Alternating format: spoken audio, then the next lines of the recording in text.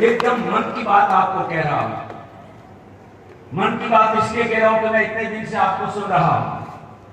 मैं भी शायद इतना थका हुआ पिछले 7-8 दिन से कि मतलब पूना था, पूना से कल यहाँ पूरी रात यहाँ पूजा हूँ और कल मुझे फिर वहां, लेकिन फिर भी आदरणीय पोखराज जी वो इनके श्री गौड़ समाज के प्रतिष्ठा थी पूना में साहेब, और लगभग 50,000 लोगों के बीच में इन्होंने जो इतिहास बनाया है, मैंने सनातन धर्म में ऐसा काम कभी देखा नहीं है। और ये सनातन संस्कृति प्रति एक ऐसा व्यक्तित्व है, उस सामने केतला जी के भक्त बैठे, ये जितने भी लोग हैं ना, आने वाले समय में फरवरी महीने में यहाँ पर साध्वी ऋतंबरा जी की बहुत बड़ी विशाल कथा और संत सम्मेलन होने जा रहा है।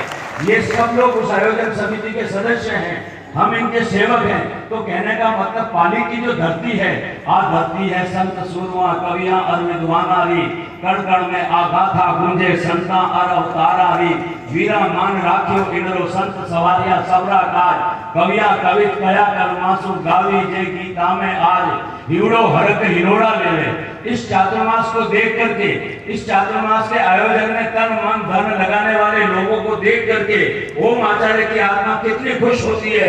इस आयोजन समिति ने ये साबित कर दिया कि आयोजन के अनुभव से कुछ बनना सीखो। रत्नेश्वर महादेव चातुर्मास समिति में लगे हुए लोग जिनके नाम मैं नहीं जानता हूं, लेकिन उनको साधुवाद और धन्यवाद देते हुए कहना चाहूंगा कि आपने इस चातुर्मास में जो ऊंचाई दी है, जो तन मन धन अर्पण करके जाहिर किया है, वो लोगों को ये एक देशना है, एक सीख है कि ऐ लोगों, आयोजन के अनुभव से कुछ बनना सीखो। औरों का बनने से पहले अपने गुरु का बनना सीखो। आयोजन के अनुभव से कुछ बनना सीखो, औरों का बनने से पहले अपने गुरु का बनना सीखो।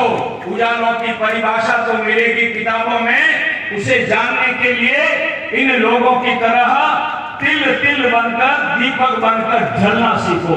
इन लोगों ने दिन देखा नहीं, रात देखी नहीं, सूरज देखा नहीं, चांद देखा नहीं, जहां जो काम दे दिया उस काम के लिए कि भाई अपने गुरु जी का काम सफल हो, अपना चौमासा सफल हो, अपना चौमासा यादगार हो। इन सारी चीजों को लेकर के जिन लोगों ने पसीना अपना बहाया होगा, खूने जिगर को लुटाया होगा, तब कहीं जाकर के रत्नेश्वर में चातुर्मास का इतिहास बनाया होगा। इतिहास ऐसे ही नहीं बनते हैं, मिटना पड़ता है। कुछ लोग तो इतिहास लिखते हैं, कुछ लोग इतिहास बनाते हैं, तो ये सब इतिहास बनाने वाले लोग हैं। दोस्तों, एक बार पुनः मैं परम पूज्य गुरुदेव का, परम आदरणीय गुरुदेव श्रीमान पोखराज जी का दिल की गहराइयों से मैं अभिनंदन करता हूँ। मेरी तो कहीं पर इच्छा नहीं थी, मगर 5-7 लोगों ने 5-7 दिन से रोज कह रहे हैं कि ओम जी भाई साहब 2-5 मिनट के लिए। मैंने कहा चलो कोई बात नहीं, इनको तो सुनना है, इनके सामने हम क्या बोलेंगे। इनकी नजरों कलम का असर देखिए, नौजवान हंसता मुस्कुराता हुआ चेहरा, खिलखिलाता हुआ, और चेहरे के ऊपर आप देखते हो, आपका देखने और मेरे देखने में बहुत जमीन आसमान का अंतर है। इनकी नजरों करम का असर देखिए, प्यार से छलकता गुरु का जिगर देखिए, है फरिश्तों की रहमत की यही तो सदा कि जहां बैठे स्वर्ग वहां देखिए। ये स्वर्ग का वातावरण कैसे ऐसे लग जाता है क्या? यहाँ पर कोई नाच नहीं, यहाँ पर कोई गाना नहीं, यहाँ पर कोई मनोरंजन नहीं, यहाँ पर कोई जो है उपहार या फिर जो है किसी तरह की लोभ देने के कोई टोकन नहीं खोले जा रहे हैं। लेकिन उसके बावजूद जो है हम अनायास चप्पल पहने नहीं पहने, जूते पहने नहीं पहने, कुछ भूल गए तो कोई दौड़े चले आ रहे हैं, दौड़े चले आ रहे हैं। उसका कारण क्या है? उसका कारण यही है कि धरती का सीना छीनो तो उर्वरता बढ़ जाएगी। ये व्यासपीठ जो है ना, ये गुरुदेव जो है, ये अपने आप में अभी तो मेरी दृष्टि में अभी तो आपकी शुरुआत है।